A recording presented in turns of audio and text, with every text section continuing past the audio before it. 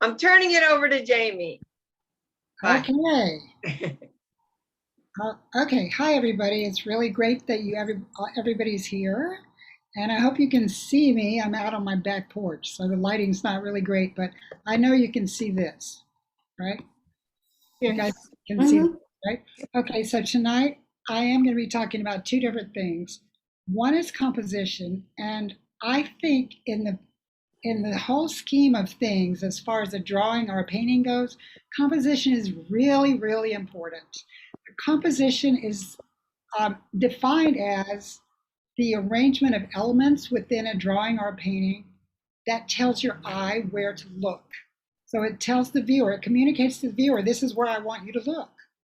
So there's some simple ways that we can direct our viewer's eye. So I'm going to be talking about that. The other thing is drawing trees, which I had to make a concerted effort to learn because when I decided I was going to be a landscape painter and I went outside and started painting, Trees, trees, I was trees. like, oh, there's a lot of trees in the world.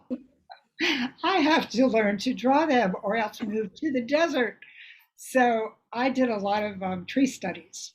So we'll look at those first. And I have them in a folder here because I always like to show them to my students who never actually see anybody actually painting or drawing.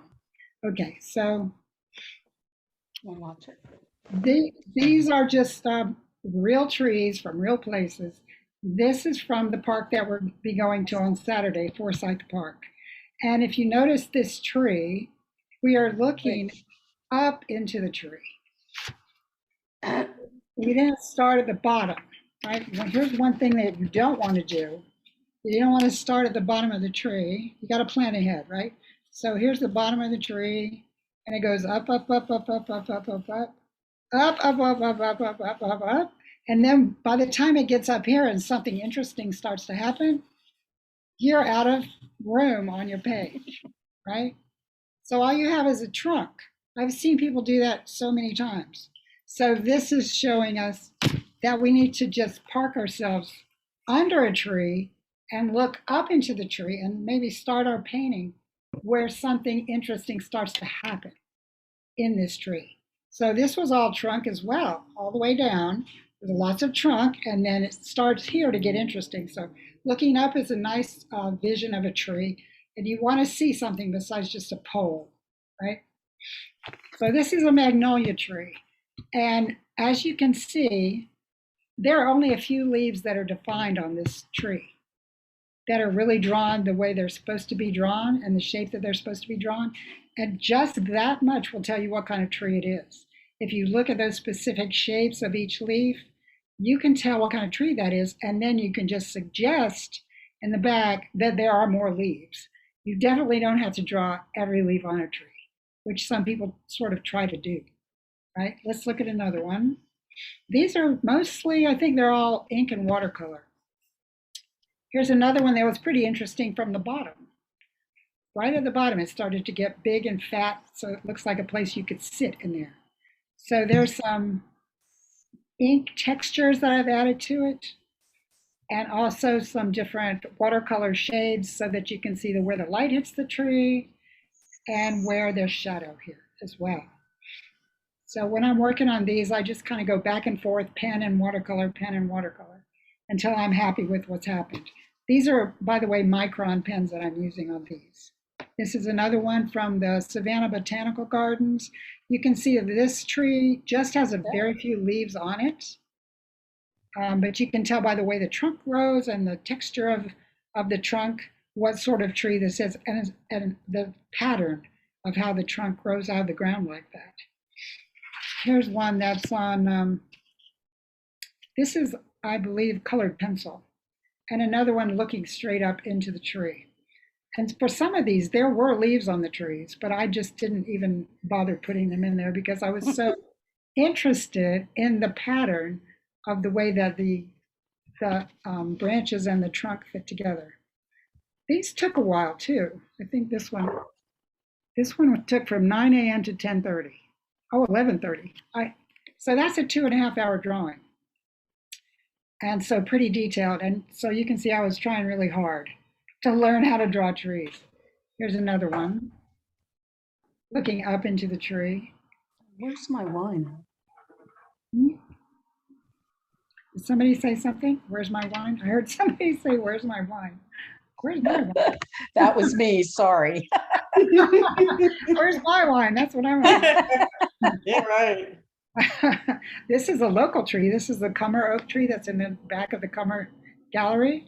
That gigantic twisty oak tree. This is only part of it. It's just an amazingly gigantic tree that is so much fun to draw.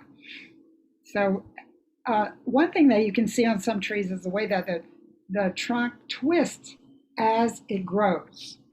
The trunk, everything that grows out of the ground grows up in a spiral. And on some trees, you can see that on the bark. This is the way that this is kind of looking twisted. We can see that on this one too. This tree is in Rome, in a park. And I wanted to show you this because I wanted you to see how I just suggested the leaves here. There was something growing on the front of the tree, which was like a separate plant right here. And then the rest of this is just all suggested by dark and light greens.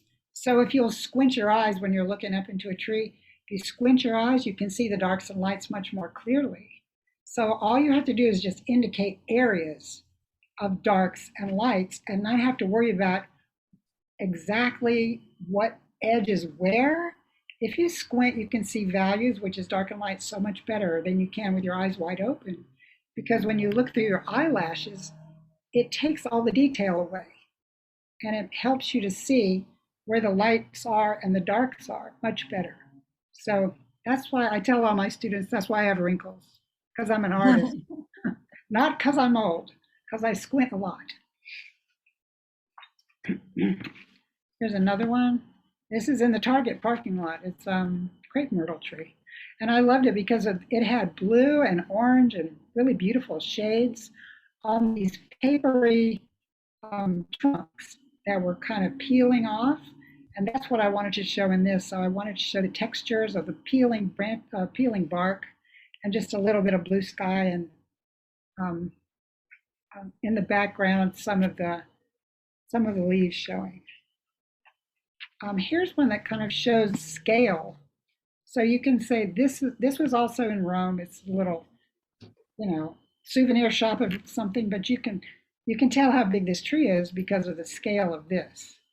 It's so much bigger and so much farther out than all of this detail down here. So this is not strictly a drawing of a tree, but it shows you how you can use trees to show size of other objects as well. This is a big, what do you call those things? Purple flower vine. I can't remember the name of it, that grows on the front of this house in Rome. And all you can see of it is this twisty vine here, and then all of this green that just kind of grows across the front of the house. This one is also in the Cummer Gardens. It might be part of that larger tree, but it's just a detail of this tree because I thought it was really interesting, all the texture here that had moss growing on it, and see how this branch or this trunk just twists around. And then just in the background, some suggestions of what was back there. And let's see, we got this tree, this set of trees. And I don't even know what kind of trees those are. But last but not least, we have a palm tree. Palm trees are different than other trees, right? Because of the way they grow. They've got one trunk only, and from the top of the trunk, everything sprouts out from there. So when you're looking at a palm tree, you're trying to draw it, remember, it all kind of explodes from the center, right?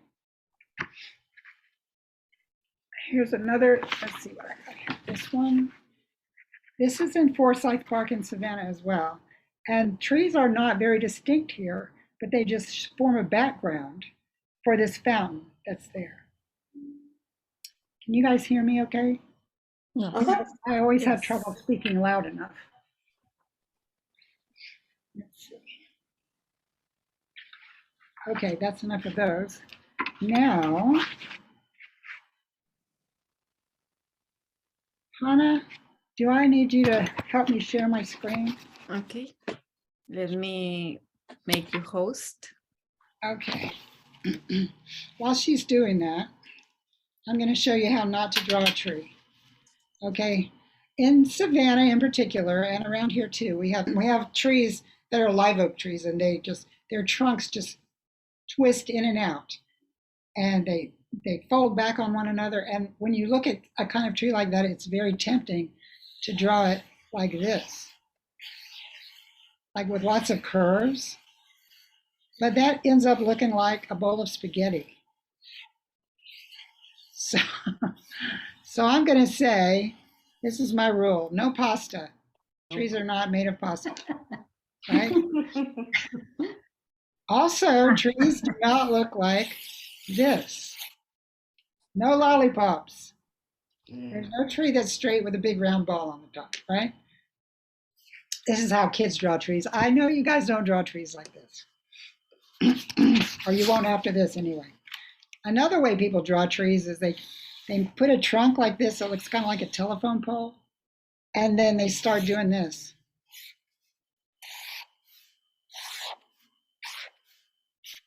And that is not a tree either. That's just a bunch of sticks, right? You can make this into like a reindeer real easily. No sticks. Oh, got one more. I got one more. People do this sometimes. Oh, there's a tree. Not big, like a permanent, no curls, okay? Okay, let's talk about how to actually draw a tree. Now, where is my share screen button? There it is. Okay. Excuse all the mess on my screen. I'm going to show you how to draw a tree. Okay. So these are some drawings of trees that I've done for my students. Okay, let's look at these first. Now, one thing you can look at whenever you are, okay, can you guys see that? Yes. Okay. You guys need to look at when you're drawing trees is not just the branches, but the space between the branches. So we have vocabulary words tonight, right? We have positive space and negative space. Positive space is the space taken up by the object that you're drawing, right? So in this case, it would be the tree. These branches of the tree are the positive space. The negative space is the space between those positive spaces. So the air, basically. What you're drawing is the shape of the air. So if you look at anything, not just a tree, if you look at anything you're trying to draw it, or any collection of objects, you only have 50% of the information if all you're looking at is the thing itself, right? If you look at the spaces between the parts of the thing and between the items, if there's a bunch of items, if you look at those shapes as well, then you have 100% of the information about the shapes that you're going to be putting into your drawing. So that's why I made this tree white and colored in the negative spaces so you could see the shapes. Now, if you only draw the negative spaces, so you draw the outline of the air, right? You see my cursor where it's following this line? Can you guys see that? Mm-hmm. Okay, Yes. so that's the outline of this space right here. If all you draw are outlines of nothing, right? Air, spaces, you actually end up with a positive drawing of what you're drawing. Because these pieces, the positive and the negative pieces, fit together like a jigsaw puzzle, and it completes the picture. So that's an exercise that I do often with my students, is just put some objects up in the classroom and have them draw the spaces only. And whenever they do that, they see that they've formed actually the objects themselves. Let me find another one. Here's one back here. This is another one. Okay. So this is drawn the same way. I just added some texture to it after I was done, and a little squirrel down here. So it's done the same way, just looking up into a tree and drawing the spaces between the branches. Now you see these branches look kind of like twisty and turny because this is a live oak tree, but it wasn't drawn so that it was loopy and soft and curvy like spaghetti. Let me find another one. Okay, now how do you make your trees not loopy and curvy and soft like spaghetti? You draw them like this. Now this tree is drawn using a collection of cylinders.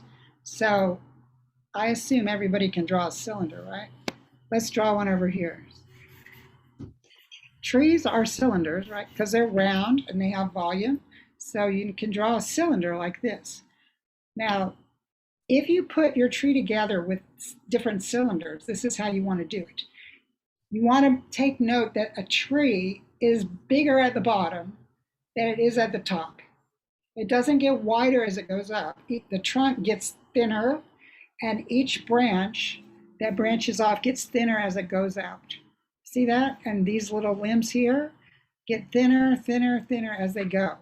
So you have to remember that trees grow up and they get thinner, just like people do, right? So if I'm standing up here, let's see if you can see this part of my body. You know what that's called? That's called your trunk. So we cannot see it because we are because watching. you're looking at seeing the other. your, Okay. yes. So if you switch to, okay, never mind, you're right. Because I'm sharing my screen. Okay. Yes. So the part of your body that makes up your torso, that's your trunk. And you can kind of relate that to being a tree. If you put your arms out, you can see that the top of your arm is, let's see. Let's make sure let's do this. Pin me. I don't know what to do. I don't know what to do. I don't know how to do that. Okay. All right, I'm just going to draw me over here. Okay, here's a person, right? You're still looking at my sketch pad, right? Yes, we can see your sketch. Okay, so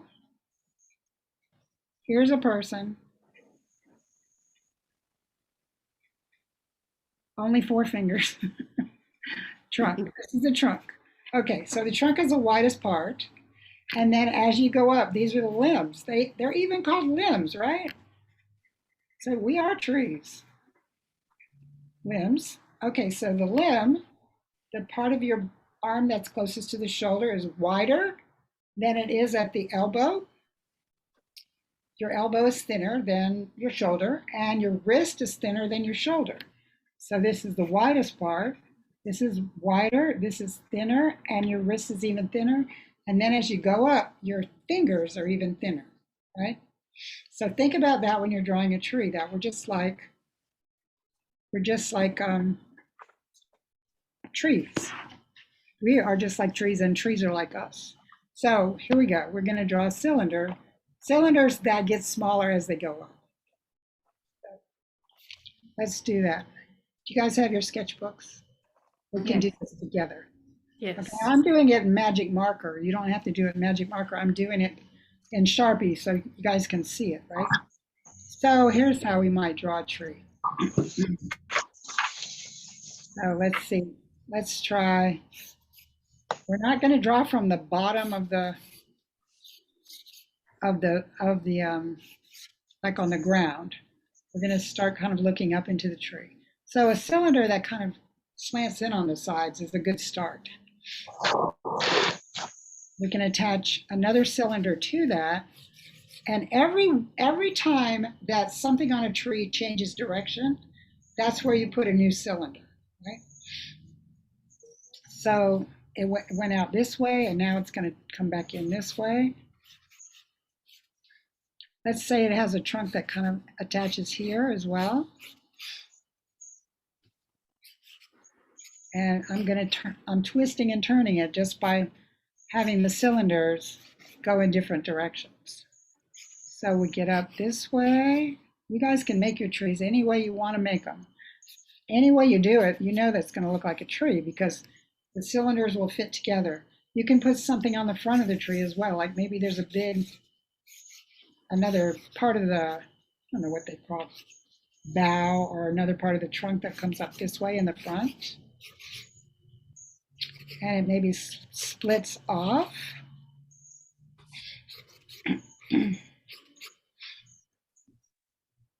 So usually when I'm drawing a tree, I'll do this in pencil. This part will be pencil, so just so that I can get the shape of the trees, of the branches and the way that they're going. So sometimes they attach from the back, sometimes you'll see them coming off of the front. Attach it down a little further. And you can just keep going like this. You can put these branches any way that you want them to go. But this is what you'll see when you look up into some of these trees. And some of them just twist and turn back on themselves. It's crazy.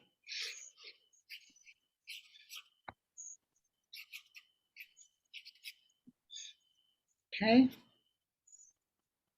can put another one coming off the back here. I know I'm going fast, but that's okay. You guys can handle it. And as they get thinner and thinner and thinner,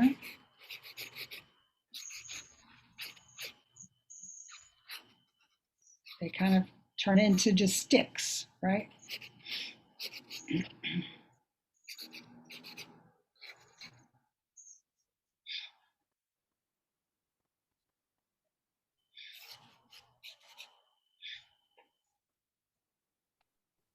So now we have something that, even though I'm not looking at a tree, if you looked at that, you could say, oh, that's a tree. Does that make sense? Mhm. Okay, so this, remember this is all in pencil when I start it. Now when I get it the way I want it, then I might start adding some texture to it. So on a tree, you only need a little bit of the bark as well. Remember I told you only need a couple of leaves to say what kind of tree that is. You only need a little bit of the bark texture to tell you what kind of a tree that is as well. So a lot of the bark is just kind of like on a live oak tree, it's kind of jittery back and forth like this, kind of a pattern like this. On where this adds on, where this sprouts out, there might be some kind of a thing like this that's growing. Like, or you could do hatching back here to show that these are in the shade. So there's all kinds of ways that you can add texture to your tree. Sometimes they have like holes or like fault lines or something happened to them. Every tree has something different on it. And these lines that go around this way that show you the shape and the volume of the trunk, these are called cross contour lines. And if you use them in your drawings to show how a line would describe itself going around something, then that will make your drawings look like they have volume and they take up space. And that's one way to trick people into thinking that your flat paper is actually three-dimensional, that you can actually see 3 dimensions in it. So whenever you're hatching or whatever you're doing, remember to follow. If you were to go over to the tree and draw a line on it, how would it look? It would go around, right?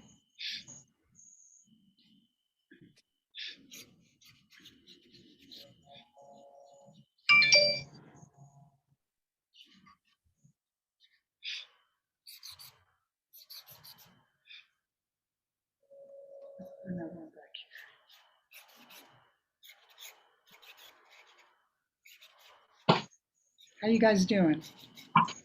Great. You know, live oaks have those cylindrical curves on, lines on them in their bark. They They have have what? the lines that go across. In the bark, you mean? Yeah, they Yeah. have lines that go across. Yeah, they do have a lot of those, and that way you can tell, that's another way that you can tell that it has volume and takes up space. So it's good to see what's actually on the tree that tells us it's round, right?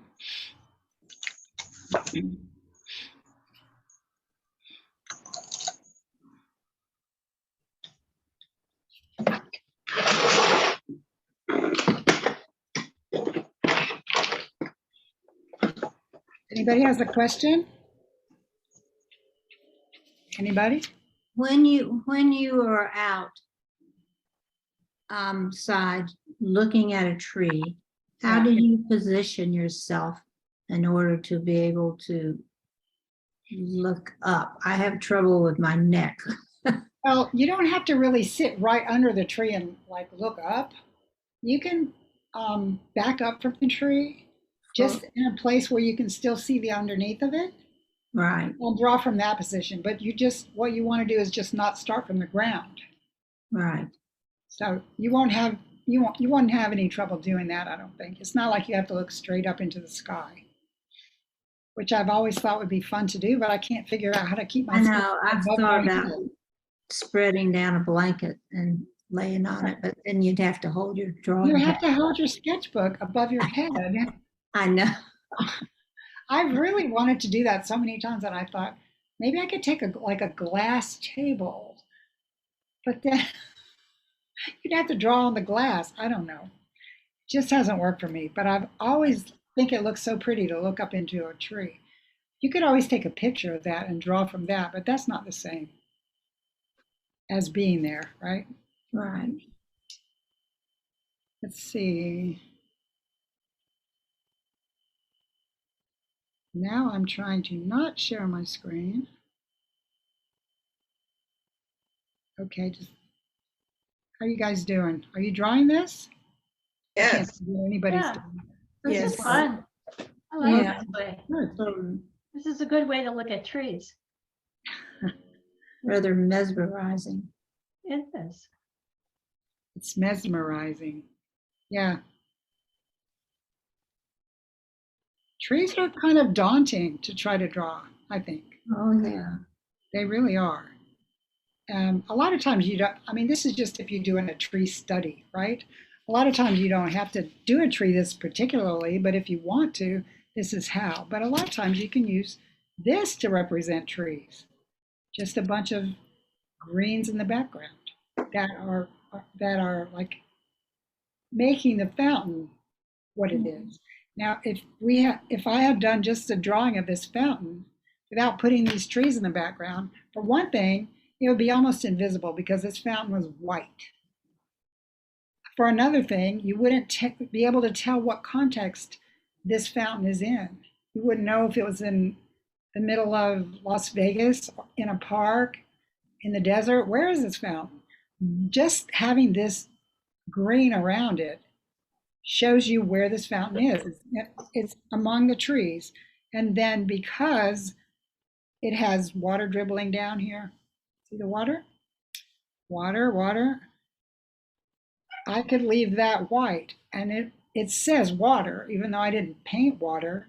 What I did was I left the white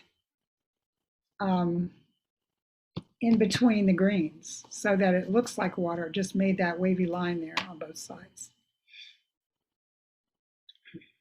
So that's a couple of different ways that you can use trees in your drawings. They don't have to be the star of the show, but they can really help give you a context of where you are and how big everything is as well. You can tell these are pretty tall trees. And I wasn't looking, I was sitting in front of the fountain, not really looking up in the trees, but they were definitely in the background. So I've drawn this fountain so many times. So I take my students to this park every quarter. So they always end up drawing this fountain. So let's see. Trying to tell from my tiny little icons. Oh, here we go. Let's see. Okay, there's that one we've already seen. I'm looking for this. Hey, Jamie, Yeah, one thing I was trouble with is doing the foreshortening of the limbs. you mean the limbs that come toward you? Yeah, that's always hard for me. Well, Yeah. are you standing right in front of a tree that's like the limb is coming straight at you? Some of the limbs are not all the limbs come out from the sides. Right. Some of them Some come straight on an toward you. angle, maybe know not what- directly at me, or Right. So the I mean- challenge with foreshortening is the size that you're seeing and also the exact angle that you're seeing. So instead of thinking this is something coming toward me, what you have to figure out is how big is it in relation to the rest of it, and which angles do I need to draw to say this thing is coming toward me. Unfortunately, I don't really have any examples of that kind of thing, I don't think. If I have, Amy, can I add something? yeah, At least it's been helpful for me the last 2 years, is if you really think about where your light is, if you have a branch that's coming towards you, it's going to be in shadow underneath. And that is how I try to, because otherwise you end up with a tree that looks like it's kind of all going away from you. So to have it come look like it's coming towards you, if you Right. think of which side is the underside coming at you, and that's going to be darker. okay, that makes sense. Sometimes I see people do this sort of thing, like they're drawing a tree like this, and it's almost like the tree's cut in half because they put all of the foliage back here. So it's like they did a slice of the tree. They sliced it down the middle, and they don't take into consideration that there are some things that are coming toward you, big bunches of leaves that are actually coming toward you.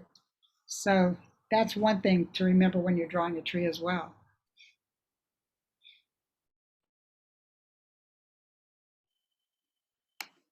Let's see if I can find those other pictures I was looking for here.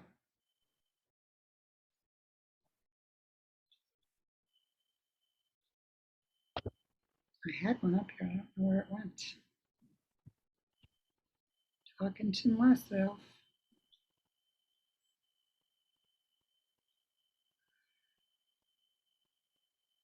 I don't know. Let me go through these and see what I've got here. So now I'm just going to show you all the things that I've shown you already in real life. That one I don't think I showed you. That one may have some branches coming towards us on it. Like this one right here. We cannot see the screen. You can't see the screen because I stopped. Did I stop screen sharing? Yes. I didn't mean to do that. Okay, let's go back. Share the screen. Sorry about that. Okay. Now we can see. Okay. Let's see. That one, this one is the one I was looking at just then. That doesn't take up too much of the screen, does it? Yeah, so these ones that are coming toward us are just in white. So we can see the trunk in the background is darker, and these look like they're coming toward us because they're brighter. And that's just the way that tree was lit that day. So that's kind of an incomplete drawing, but it's satisfying nonetheless. Satisfying nonetheless. All right, let's see what else I'm looking for here. I've already showed you all of these in real life. Oh, that's fancy. There's one with something Oh, coming that's interesting. sort of towards us. Yeah, Yes. Kind of spooky. make that bigger. Kind of spooky. Wow. That's, Trying to Love the move. bark on that tree. I'm Yeah. trying. Yeah, to the bark, move this thing. beautiful. Here we go. Yeah, that's, I really love is drawing in pencil. You can get so much detail just with a really good sharp pencil. Mhm. So that's why a lot of times when I sketch, I just use a pencil because it's so responsive. I love ink, I love watercolor, but pencil is my friend. I just love to feel the pencil on the paper. It just does something for me. Yeah, I see where you've done your contour lines and yeah. Yeah, we've got some textures here, Yeah. and some Mhm. cross Very nice. contours on Very here. nice. Yeah, some of these, and that just says this is round, folks. You can tell it's round because of those lines that go around it. Mhm. All of these, and it also shows where the light hits the branches as well, because we have the dark contour lines here, and then it goes light up here. So this is Can I ask you a question? Some of those lines are going like, they almost look like they're like upside down. Some are going forward and some are more curved on the bottom. Is that just to show Are you talking about the branches? yeah, the branches? Well, this is an actual tree that I drew. So this is how it grew. Okay. Yeah, I just sat and drew this tree from 9 a.m. to 11:30. So when you do your contour lines, you go into the actual shape of the branch. Yes. Okay. Okay. Can you see this little squiggly line right here? Yeah. Okay, so that branch was just described with a contour line and no outlines at all. You see how it's kind of like a swirly line? Yeah. Yeah. It could be Spanish moss too. That's Squiggly lines. Could be, yeah. No, I'm just being. Moss is another thing that we have to deal with. Yeah. Sure. Well, that looks like spaghetti. A Spanish moss looks like spaghetti. Yeah. Now let's see if I can figure. Now I have to figure out how to go back to where I was. Oh, Hannah and I actually practiced this, but it's confusing me. You have to find the. Do I have to stop sharing No, anymore? no. There, the menu. You found the menu. That's you can close that in the red button on the left. Was it? Yes. Is that right? Okay. Now I have to start. I'm going to just click through these until I find the one I'm trying to show you. Okay.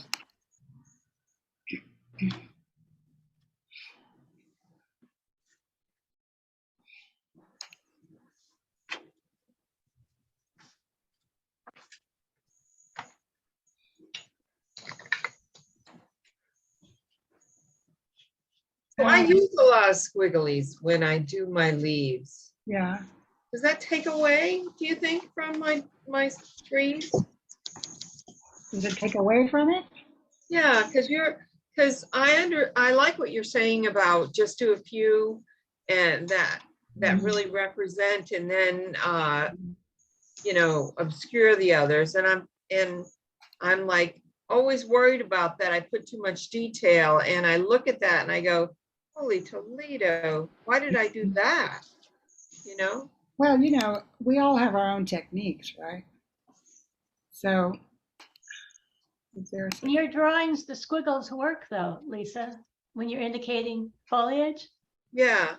that it works for you. yeah. I love trees. They Says the almost talk gardener. to you, you I know? love trees, says the gardener. I can't help it. It's almost like trees whisper to you when you walk in the forest. It's almost like they're whispering to you. It's a whole conversation, you know? Trees are talking. Yes, they talk. Okay. I That's heard it. they talk to each other too. Yes, they do. And they share nutrients and electrolytes. Did you know that? That's pretty interesting. Yeah. Yeah. NPR stories. Interesting. How there really is communication. Yes. Okay, so I can't find the one I was looking for. But anyway. I know I'm looking for one too and I can't find it. Okay. So, does anybody have questions about that? No. Anything? We're all No. good? Okay. Wonderful. All right. So now I'm going to talk a little bit about composition. If I can find my images, I will do that. Okay, here's an image. You guys can't see that, can you? No, Share my screen. I think you're frozen. Okay. How's that? Yes. Can you see that? Yes. Yes. Yeah. Okay. So let's talk about the rule of thirds, okay? The rule of thirds helps you compose your picture so that things are in a place that are pleasing to most people's eyes. Okay, so one thing that you don't want to do is put something smack in the middle. Like if you want somebody to look at something, you tend to put it right in the middle of your page. And I do that still. And sometimes I go, what am I doing? That's not supposed to be there. according to the rule of thirds, this is how it's supposed to be.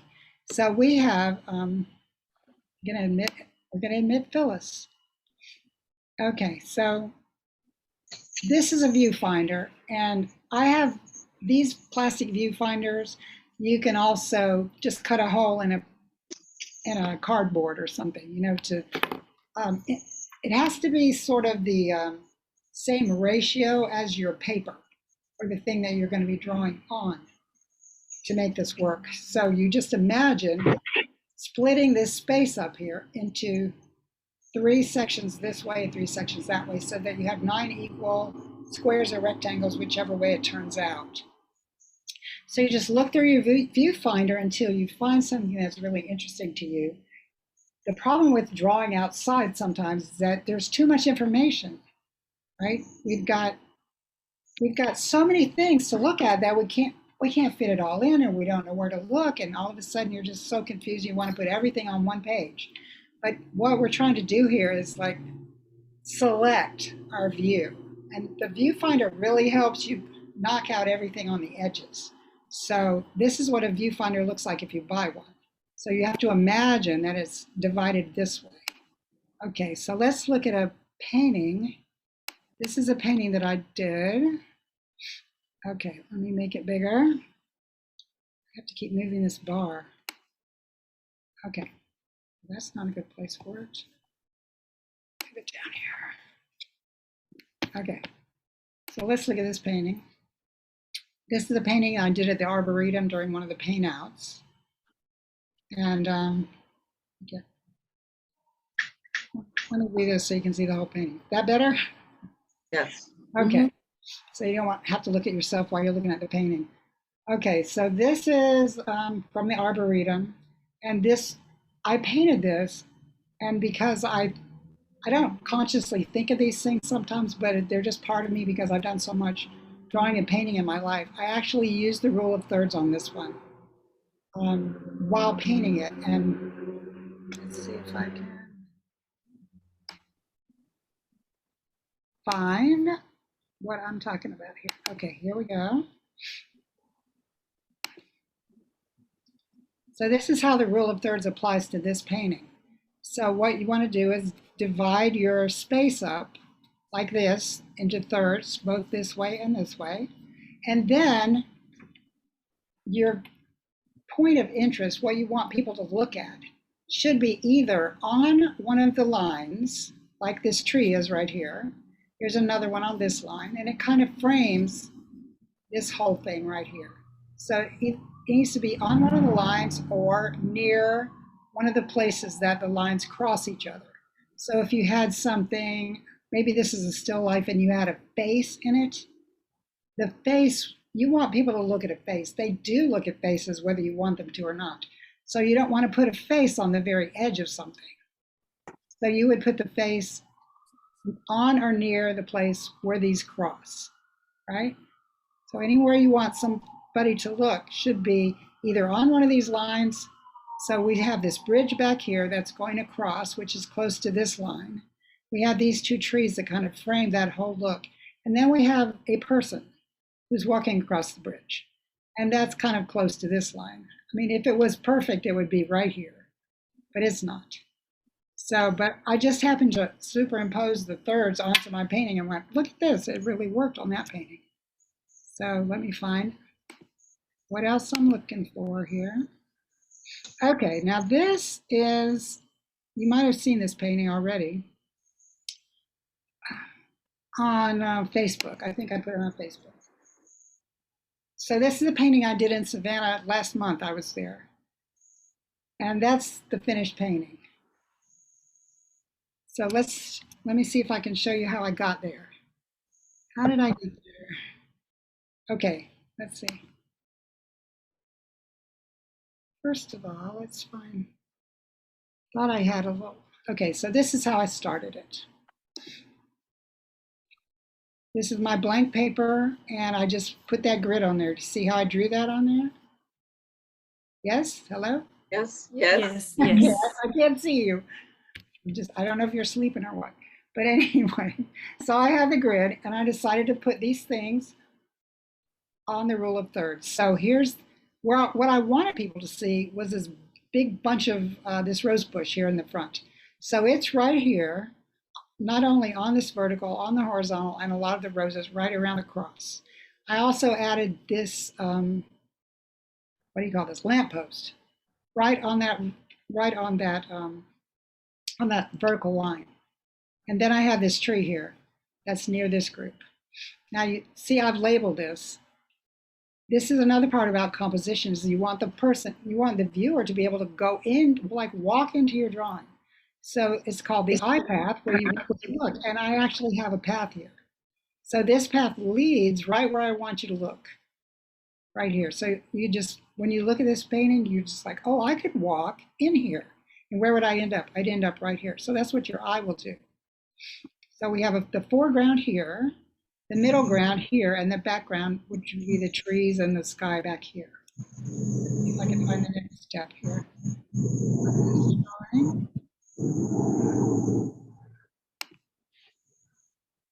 Sorry, this is so awkward, guys. It's No, all here. great. It's all here. It's just a matter of locating it.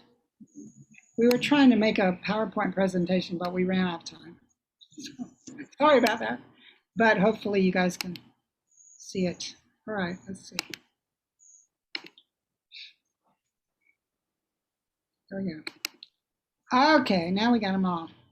Okay. So, Question. yeah, Can you overload the viewer if you're not careful? you absolutely can overload the viewer. You don't want details everywhere. That will just wear you out trying to look at that, right? Yeah. Okay, well, we already know what a blank sheet of paper looks like, but that's what I did to my paper before I did anything else with it. Okay, this is the view that I started with, which I thought would be interesting to see, right? So here's the lamppost, which I did move over a little bit. So it's okay to move things. I mean, nobody's going to know that you moved that thing. Also, right here, there's a bench, which I did include in my drawing.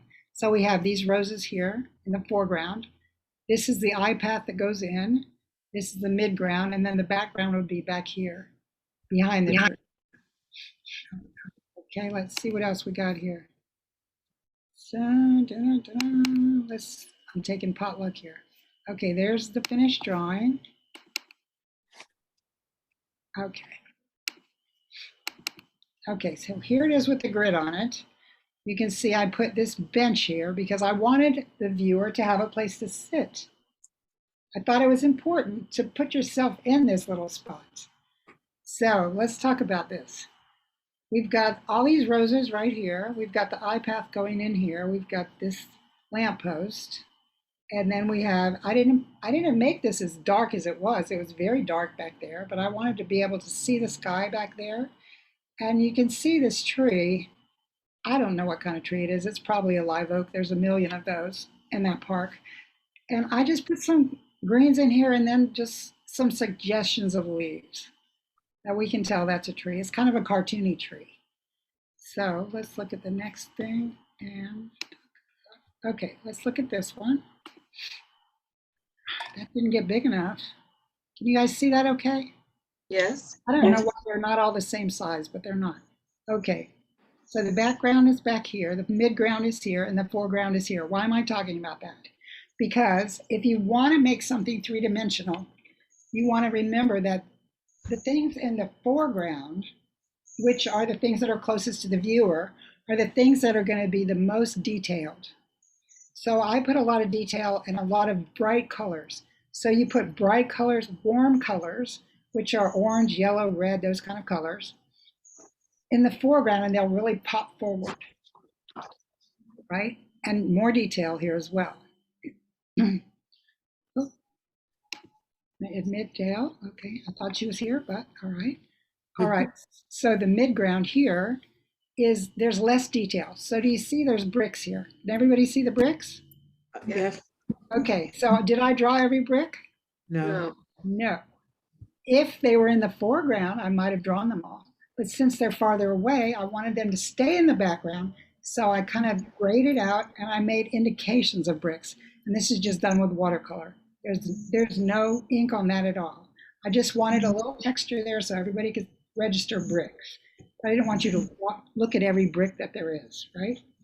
Then when I got back here, I was using a black Sharpie to do all this ink work up here in the front, but I actually used a gray pen to draw back here. This is kind of a shelter that's in the back of the rose garden. This is where we're going to be meeting actually to start our class is in this rose garden. So I used a gray back here because it doesn't pop forward as much as the black does. You could also use pencil or just something that's lighter to push things into the background. So we've got warm colors here, warm and bright, lots of detail, thicker lines. You see the thick lines come to the front. And then in the background, we have lighter colors and cooler colors. So the cooler colors push back into the background and the warmer colors pop forward. So that way it looks through the when it really, somebody needs to move. Somebody needs to be moved. We're hearing some reverb. Yeah, it's me. I'm having problems. Just hit your mute button, that'll be fine. Okay, so I simplified this a lot. I didn't put every single bush that there was. I put the things that were interesting to me. I moved things around. The things that will identify this to me when I look at it later, I call icons of Savannah. Now in this park, there are a lot of lampposts that look like this. And when I see that lamppost, I know where I am in my world. Also, all the benches in the park look like this. They're wood and they have this really nice iron scroll work on them. So I call those the icons of Savannah, and that will give you a sense of place if you put those in. And then we have our focal point. You can see I labeled it right there. Our focal point is this bush. Does that make sense when you kind of dissect it? Very good.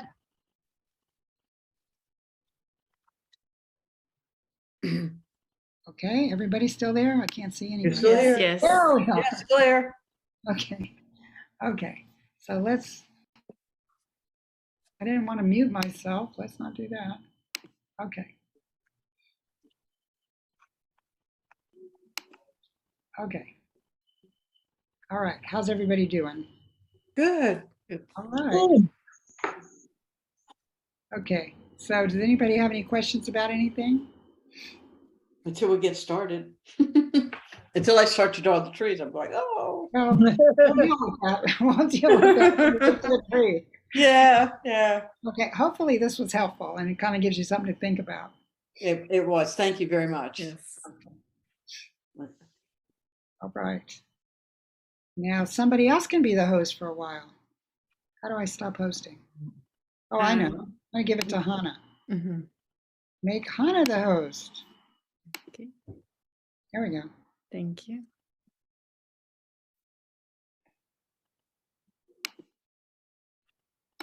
Okay, there we go. Mhm.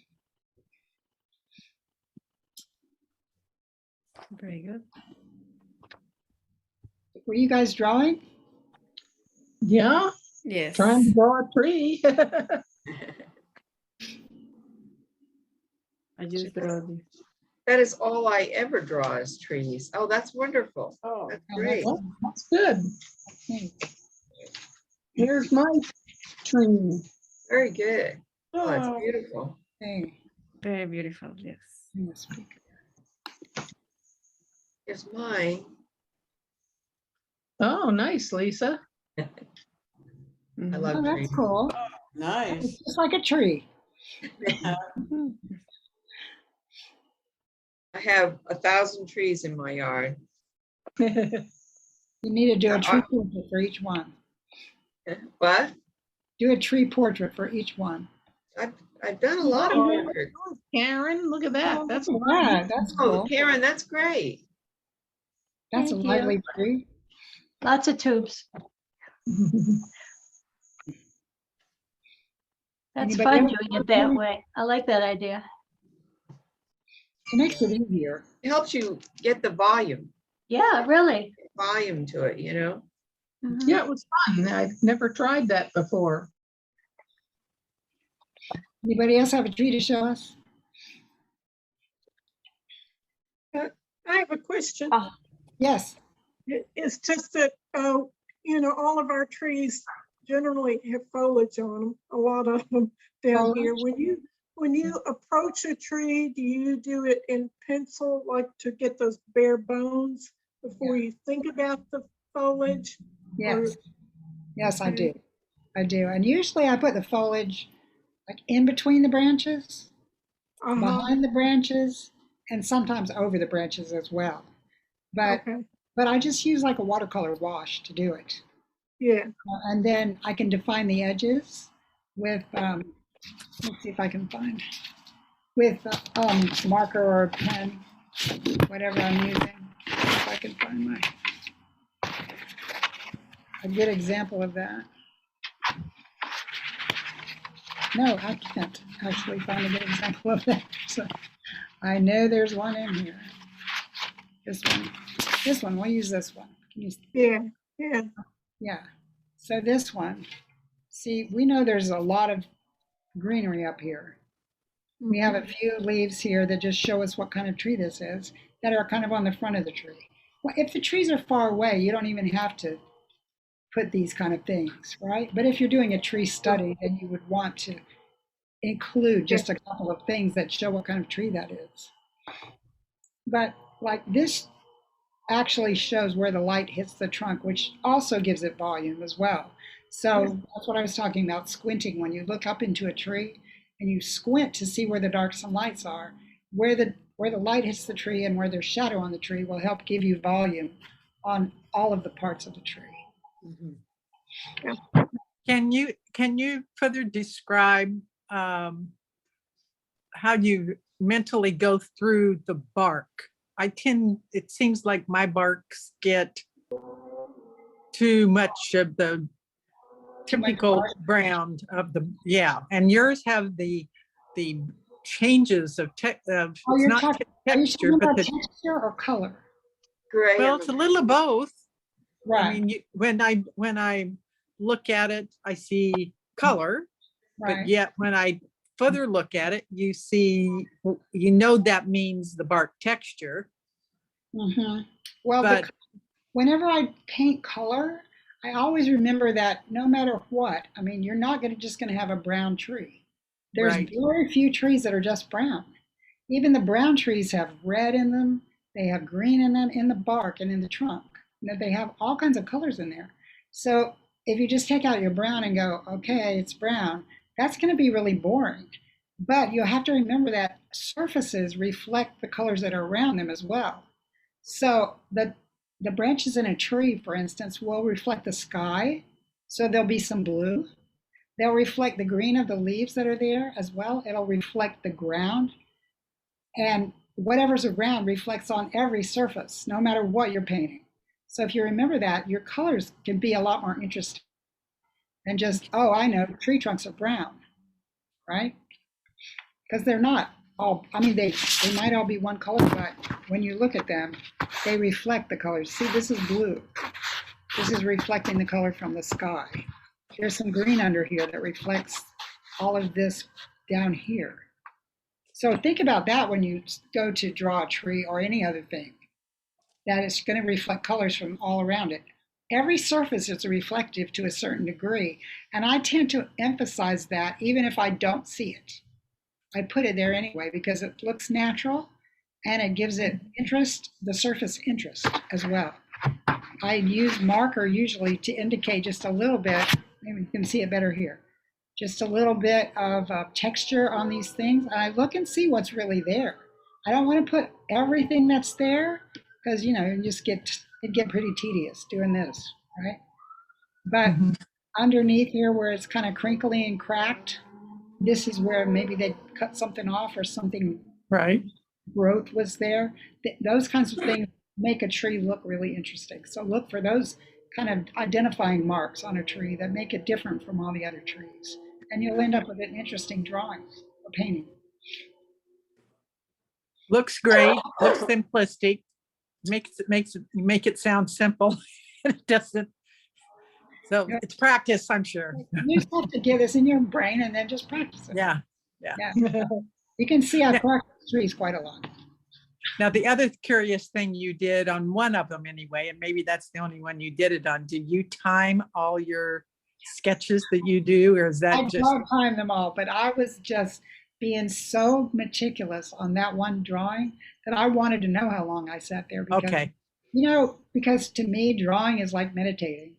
yes, And I lose track of time. So I was yes, kind of curious how much effort I had put into that. So I did time it. okay, I've done a lot of my paintings that way as well. See, how long did this really take? Oh, 60 hours or whatever. thank you. Yeah, you're welcome. Okay. Anybody have any other questions? I know some of you are going to be with me this weekend in Savannah. I'm excited about that. And so any of you that might have a question about that, you can ask me now. I did send everybody an email today that's going. So check your email. There's some details there that you'll be interested to know.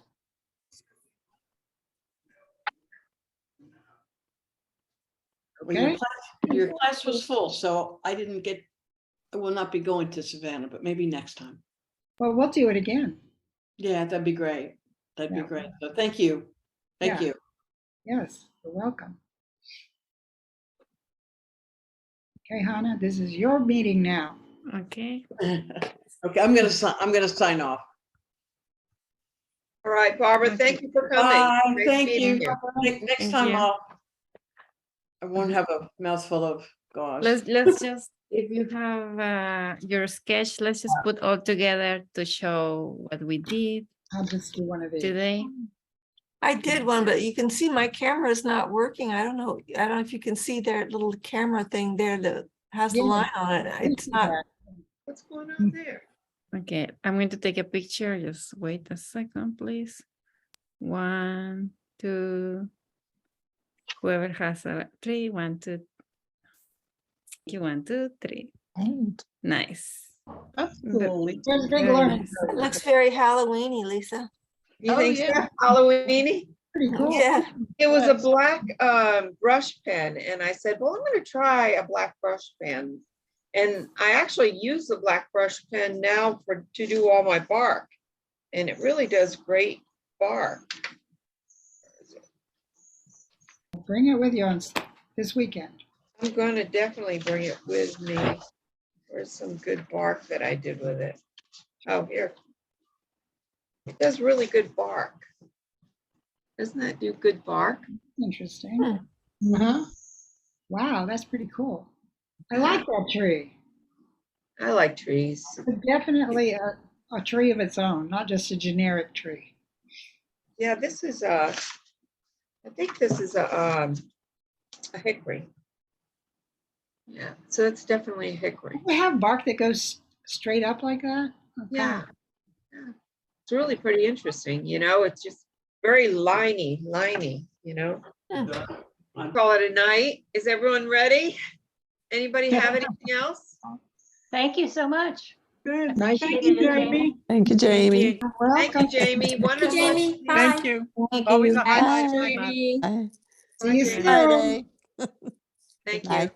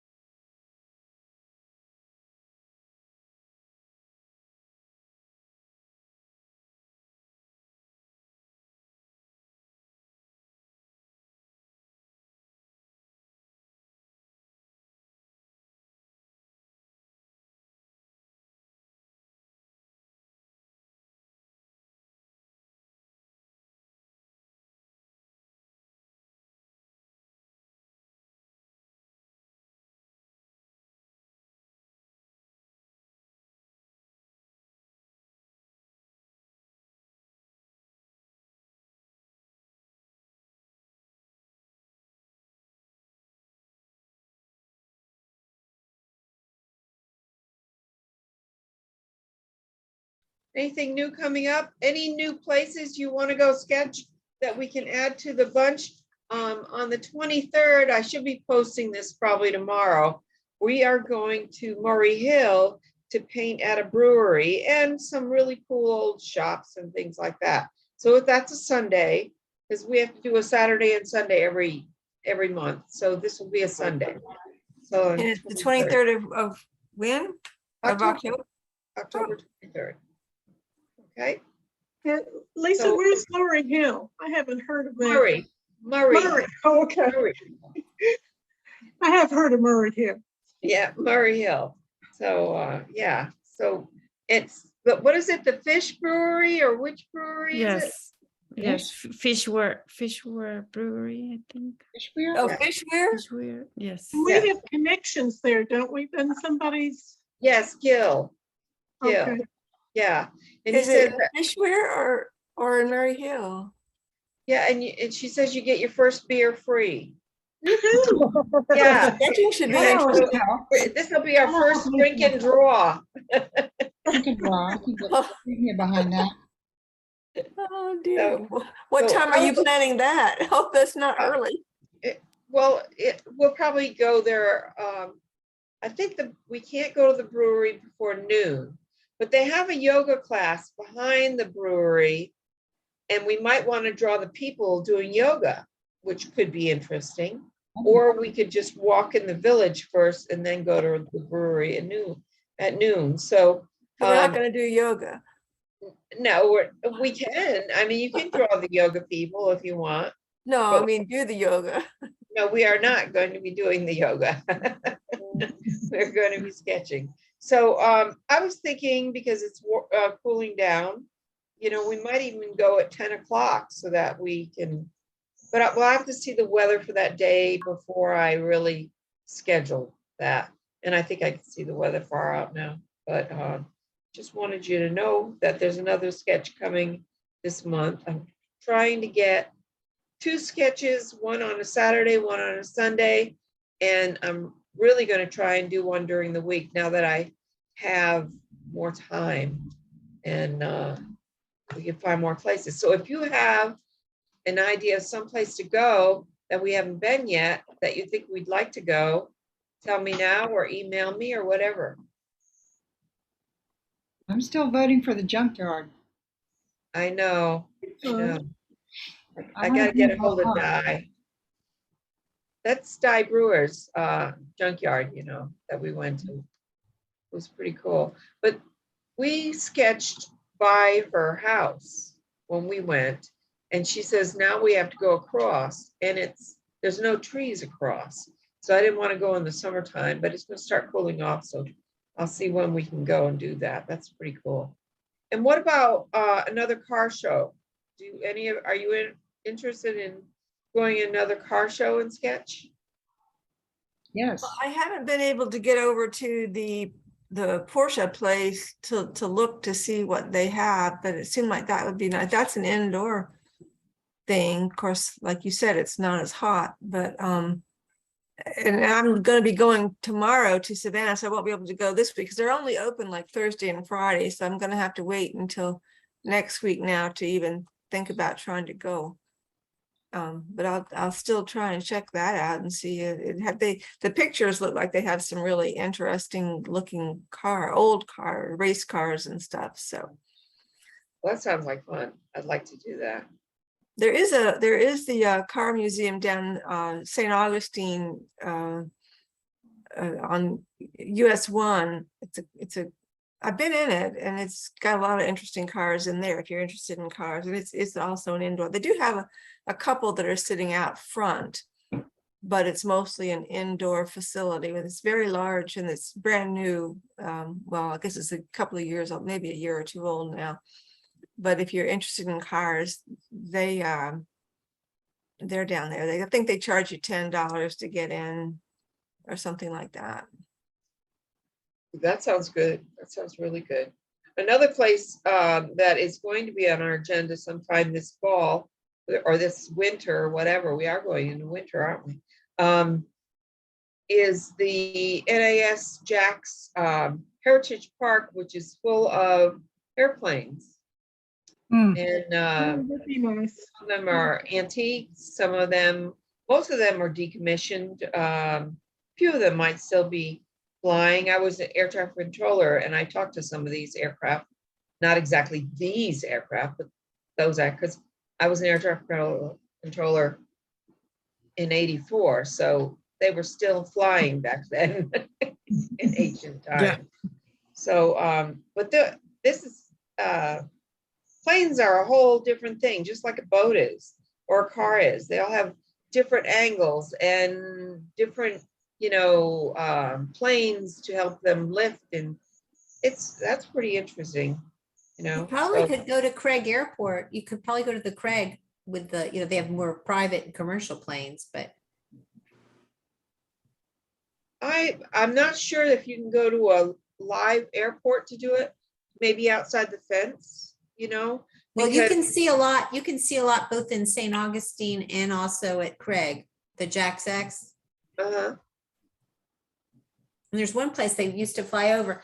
I always think, I love when we do where our region's famous for, like when we do our iconic bridges or our iconic, the Treaty Oak or, Murray Hill or San Marco or, a diner that's been there for 100 years. I love it when we do things that are truly Jacksonville. It might be interesting too for a future thing if we ever did a compilation. I love what Zana's doing with, really capturing all kinds of real places that people really go to. I think that's really cool. It's very much the sense of place. Absolutely. Absolutely. The orange. I do know of an old diner. Let's go. I live off of Lem Turner Road, and there's some really downtrodden areas of Lem Turner. I just want to stop and draw, but it's kind of dangerous there. So, but I We've wonder. got the farmer's market downtown too. The one over on Beaver. Yeah. Yeah. Lisa, you might want to add for your really cold winter. We went to an antique place that has all those little booths, and you really get some fun time thinking of a composition inside of an antique shop, multiple shop, where they have 100 booths or 50 booths. Oh, that sounds cool. When it really gets cold, I look for inside spots, and we really had a good time doing that once. Oh, that'd be neat. I wrote that down. That's good. I went into the antique shop this weekend there at 5 Points and drew what was in the cases. I saw that. Yeah, that was a lot of fun. Yeah, that I was. always wanted to do that because they make such interesting compositions and arrangements to make everything look, beautiful. And just to draw that is so much fun. Yes. Like automatically still lifes, automatically set up still lifes. You don't have to set them up. Yeah. And Avonlea has got a nice place to eat lunch after if you ever want to. Oh, that's a great idea. Let's go to Avonlea. That's and it's huge. It's really big, so we could spread out, and then there's a lunch where you could do the throwdown and have lunch. Where is that? I'll write that down. It's on the corner of Bay Meadows and Phillips. I love to shop in there. And they have a great little restaurant. It's a cute little restaurant. I think that's the one you can get lost in. I can. Well, I can't because I'm there so often. I know everywhere. I walked around a while trying to figure out how I got back out.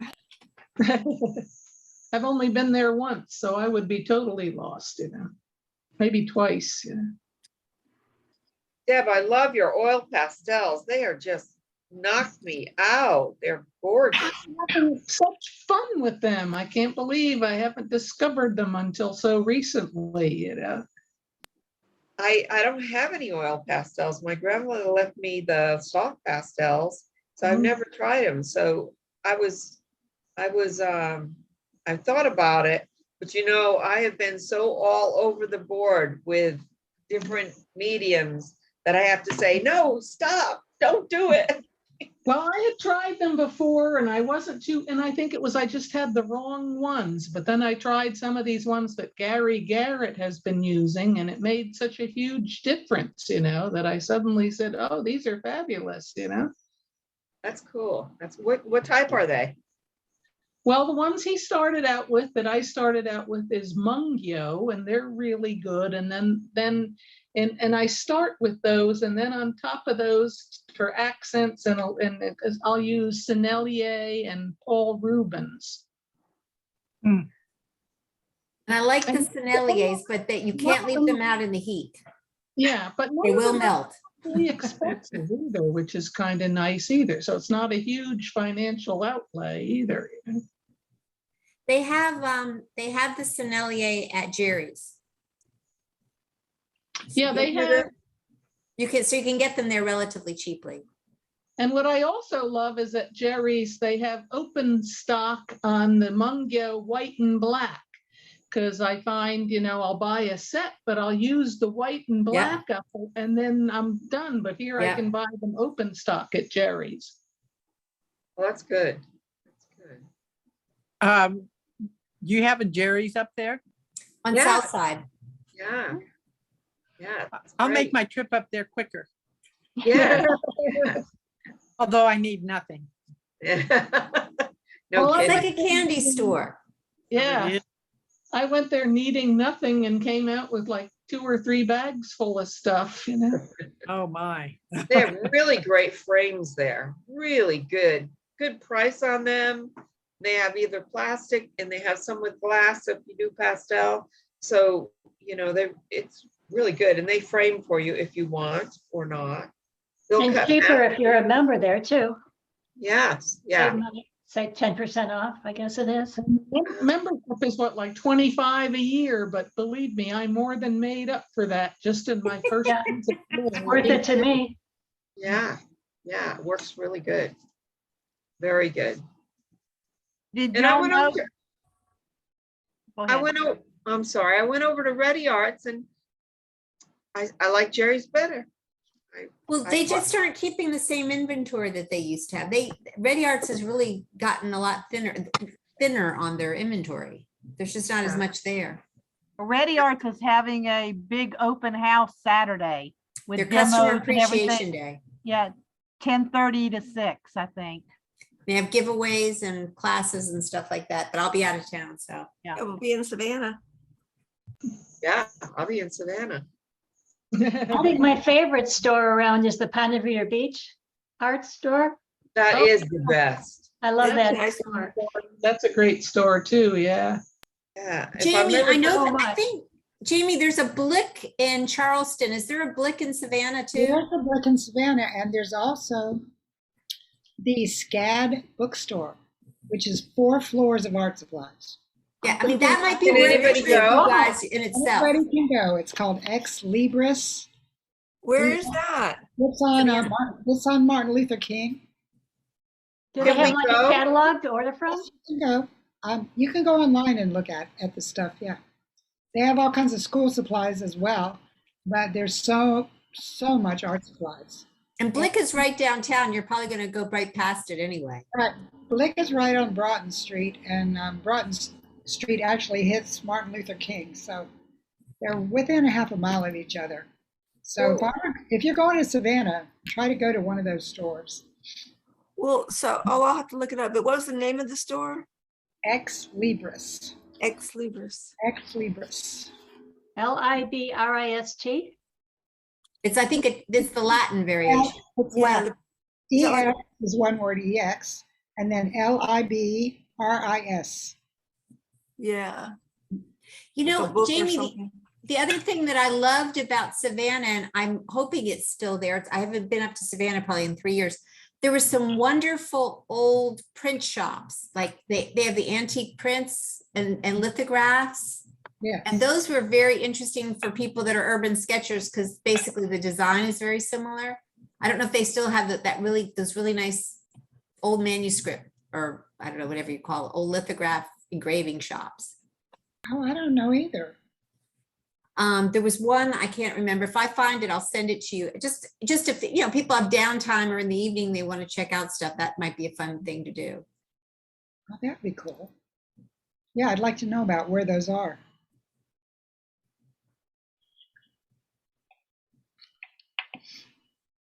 Well, everyone, I really even loved the conversation at the end. We all got talking about all kinds of things that interested us. And we don't get to always be together. So it was really great. Well, I'm going to